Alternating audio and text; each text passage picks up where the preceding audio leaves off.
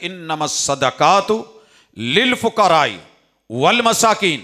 تو اس میں سب سے پہلے بندہ جو ہے اللہ نے اس کو فقیر کو ایڈ کیا ہے. اب یہ جو فقیر ہے نا، ہمارے ہاں عمومی طور پہ یہ ہوتا ہے کہ اسے کچھ نہیں گنا جاتا.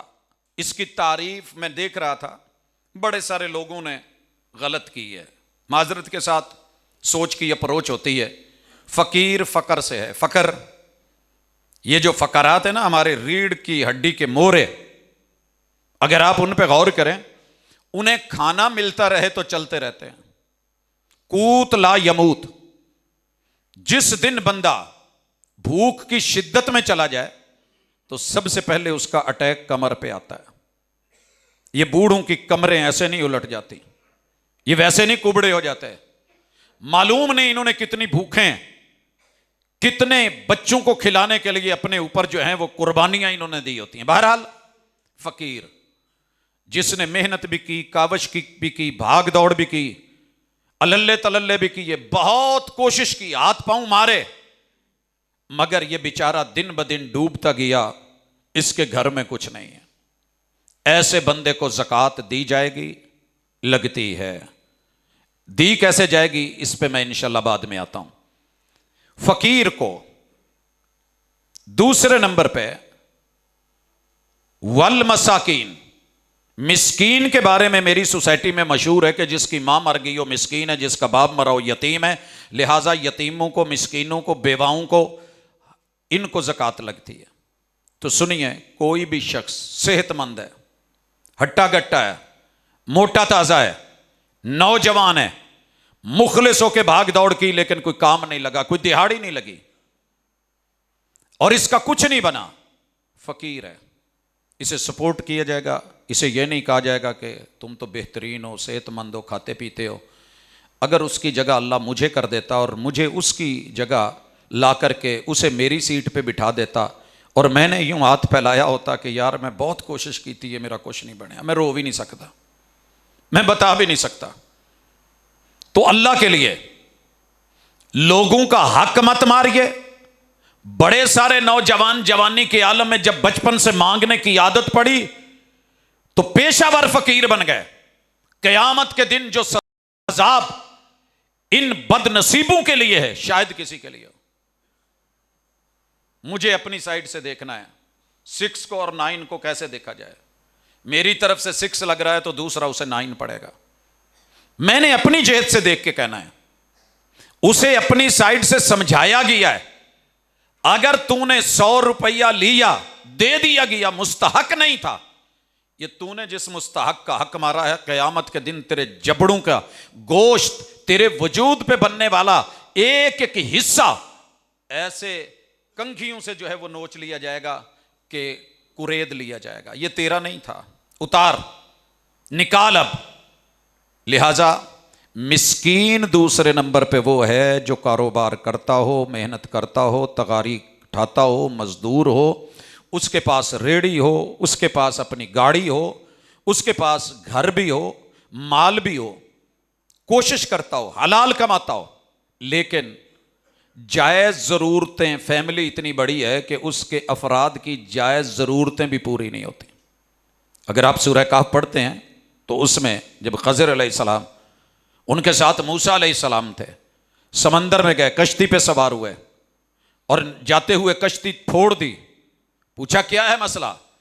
کہا یہ جو کشتی ہے مسکینوں کی ہے. یعملون فی البحر، سمندر میں دہاڑی کرتے ہیں. ظاہر ہے کشتی ہے، ادھر سے ادھر لوگ لے کے جاتے ہیں، پیسہ بھی آتا ہے، لیکن مسکین کہا گیا تو پتہ چلا بندہ عمل کرتا ہے، مال رکھتا ہے، لیکن اس کی جائز ضرورتیں وہ بھی پوری نہیں ہو رہی. تو اپنی حاجت کے لیے، ضرورت کے لیے، آج ایک سوال بھی اسی طرح کا آیا ہے، تو یہ بندہ زکوٰۃ کا مستحق ہے، بلکہ میں سمجھتا ہوں زیادہ مستحق ہے. سفید پوش ہے، یہ لاغر یا لاچار نہیں، یہ بہانے باز نہیں، کرتا ہے، کمائی کرتا ہے. آپ یقین کیجئے جو بچہ آپ کو چائے دے رہا ہے، چھوٹا ہے، وہ کسی گھر کا بڑا ہے، وہ محنت کر رہا ہے. ہاتھ جلتے اس عمر میں ہم سے کپ نہیں پکڑا جاتا، وہ 6 کپ 10 کپ لے کر کے جا رہا ہے. اسے معمولی مت سمجھیے.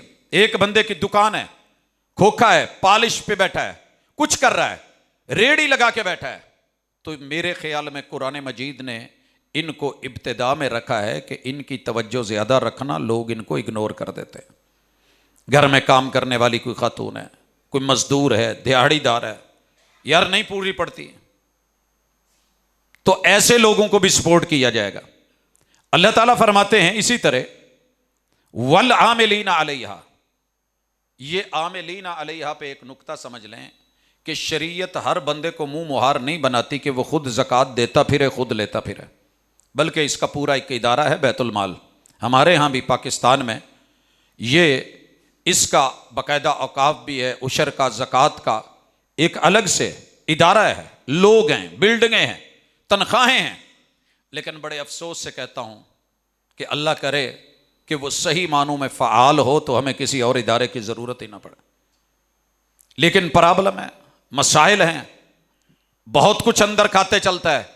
فرمایا جو اس ادارے کو چلاتے ہیں، ادارے کا کام کیا ہے بیت المال کا، اس نے جو افراد مقرر کیے ہیں وہ اپنے باقی کام چھوڑیں گے، وہ اور کام کرتے تو کر سکتے تھے، لیکن دور دراز علاقوں میں جا کے باغات کی ججمنٹ کرنا، فصلوں کی ججمنٹ کرنا، مویشی کتنے ان کا حساب رکھنا، اور مال و متاع کیا ہے، دکان میں کیا ہے، سال کے شروع میں کیا تھا، اب کتنا ہے، وہ پورے کھاتے جانچ پڑتال، جیسے ہم FBR کو کہتے ہیں، یہ چیزیں جانچ کے وہ بتائیں گے کہ جناب آپ کا اتنا مال پہلے تھا، آج اتنا ہے، اتنا جو ہے وہ آپ کا نصاب سے اوپر ہے، جا رہا ہے، اب آپ نے اتنی زکوٰۃ دینی ہے، ان کو وہ میسج، ان کو وہ پرچی مل جائے گی، زکوٰۃ جمع ہو کر کے بیت المال میں آئے گی۔ اب ضرورت مند در در پہ دھکے نہیں کھائے گا، مجھے میری گلی کا پتہ ہے، محلے کا پتہ ہے، جیسے مردم شماری ہے، اسلامی حکومت افراد کا پتہ رکھتی ہے، فقیر کتنے ہیں، خانہ بدوش کتنے ہیں، ان میں بیوہ کتنی ہیں، ان کے اندر یتیم کتنے ہیں، مساکین کتنے ہیں، تو جو یہ سارا سسٹم چلاتے ہیں انہیں بھی زکوٰۃ کی مد سے ان کی تنخواہیں دی جائیں گی، اور ہر ضرورت مند کا کارڈ ہے، اس کی تنخواہ، اس کا مال اس کے گھر پہنچ جائے گا۔ ہمارے پاس یہ سسٹم موجود ہے کہ ایک آدمی ہے، اس کی تنخواہ اس کے اکاؤنٹ میں چلی گئی ہے، اکاؤنٹ بنا ہوا ہے، ضرورت مند ہے، تو اس سے دھوکہ نہیں ہوتا، دو نمبریاں نہیں ہوتی۔ مگر ہم کیا کرتے ہیں،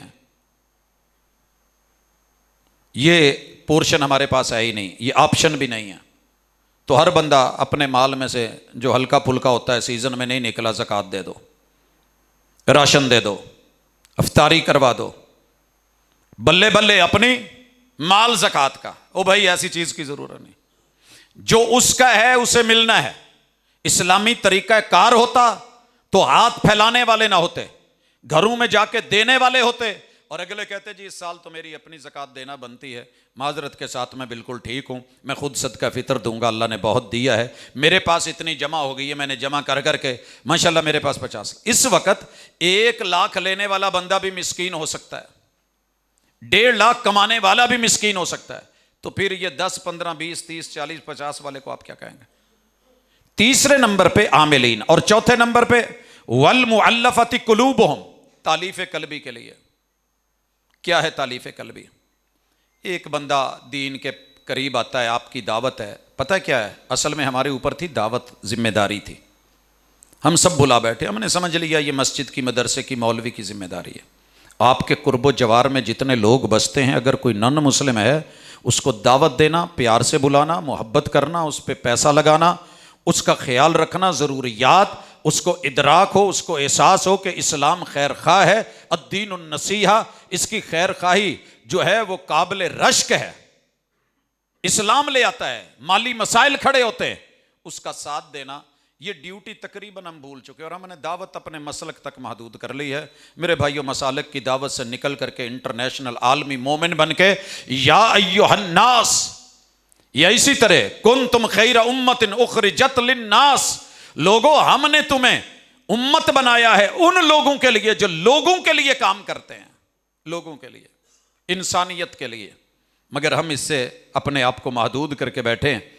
اسی طرح وفی الرقاب، جس بندے کو غلام ہے دنیا میں کہیں آزادی کے لیے زکوٰۃ میں سے دیا جا سکتا ہے، قیدی ہے، اس کے اوپر جو جرمانہ ہے اس کو قید سے چھڑانے کے لیے اس کے کیس پہ پیسہ لگایا جا سکتا ہے۔ والغارمین، بہترین فصل تھی، اچھے گھر تھے، رہائشیں تھیں، سیلاب آیا، آفت آئی، طوفان آئے، اولے آئے،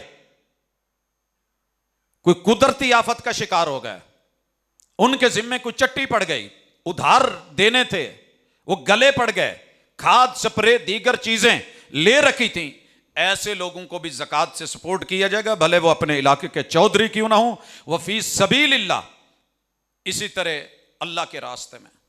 اور یہ اتنا وسیع آپشن ہے اور پورشن ہے کہ اس کے ہزاروں شعبے ہیں اللہ کے راستے میں۔ آپ کتاب اللہ کو چھاپتے ہیں، ترجمہ کرتے ہیں، افہام و تفہیم کے لیے لگاتے ہیں، آپ کلاسز مقرر کرتے ہیں، آپ دوست احباب کو بٹھاتے ہیں، ان کے جو ہے وہ ٹیوٹر مقرر کرتے ہیں، ان کی آپ تنخواہیں رکھتے ہیں، آپ اس کے لیے افراد تیار کرتے ہیں، ان کے جتنے اخراجات ہیں وہ اٹھاتے ہیں، ان کی فیسز دیتے ہیں۔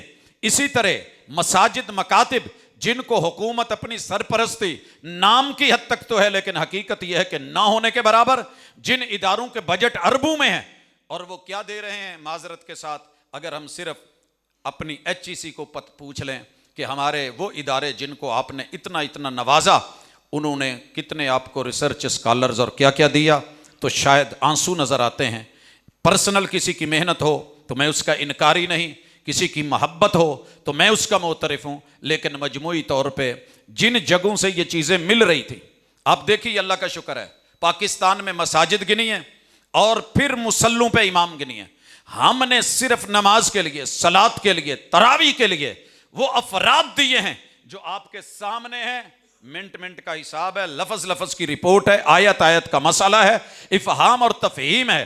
ہاتھوں کی میل تھی، 2.5% پورا نہیں دیا، کھالوں پر پابندی، چندے پر پابندی، لین دین پر پابندی، باہر سے ساری باتیں اپنی جگہ، لیکن اگر 24 گھنٹوں میں پرفیکٹ 1 منٹ کے اوپر بھی ڈیوٹی دے رہا ہے، پورا لحاظ رکھ کے بغیر لیٹ ہوئے، تو صرف وہ ہے جسے آپ ملا یا مولوی کہتے ہیں یا جسے مسجد اور مدرسہ کہتے ہیں۔ باقی جگہ پہ چل کے آپ دیکھ لیں، آئیے ویلکم میں کرواتا ہوں، کیا کچھ نہیں لگا ہوا، لیکن اس کے باوجود 11 بجے پہنچتا ہوں، 9 بجے آفس کا ٹائم ہے، تب تک بھی یہ ہوتا ہے کہ صاحب سے ابھی ملاقات ممکن نہیں، مجھے پتا ہوتا ہے ملاقات ممکن نہیں، کیوں نہیں، صاحب ابھی میٹنگ میں ہیں، معلوم ہے کون سی میٹنگ ہے، صاحب جو ہیں وہ دورے پہ ہیں، جانتا ہوں کہ کس دورے پہ ہیں۔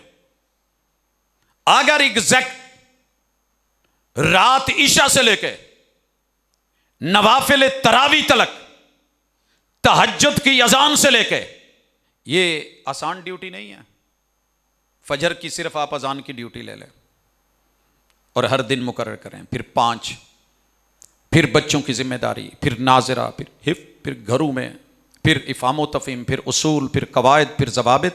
تو بہرحال ان اداروں کو مت بھولیے جن کو دنیا نے بھلا رکھا ہے۔